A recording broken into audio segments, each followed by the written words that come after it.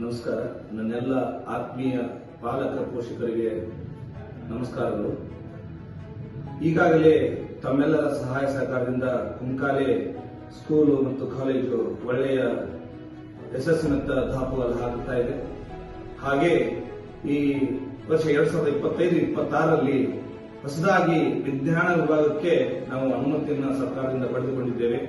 ಅದನ್ನ ಮುಂಬರುವ 2026 ಮತ್ತು 2027ರಲ್ಲಿ ಹೊಸದಾಗಿ ಒಂದು ವಿಜ್ಞಾನ ವಿಭಾಗವನ್ನ ಪ್ರಾರಂಭ ಮಾಡ್ತಾ ಇದ್ದೇವೆ. ಆ ವಿಜ್ಞಾನ ವಿಭಾಗಕ್ಕೂ ತಮ್ಮ ಎಲ್ಲ ಸಹಾಯ ಸಹಕಾರಗಳು ಇರಲಿ ಅಂತ ಹೇಳಿ ತಮ್ಮಲ್ಲಿ ವಿನಂತಿಪೂರ್ವಕವಾಗಿ ಕೇಳುತ್ತಾ ಇದ್ದೇವೆ.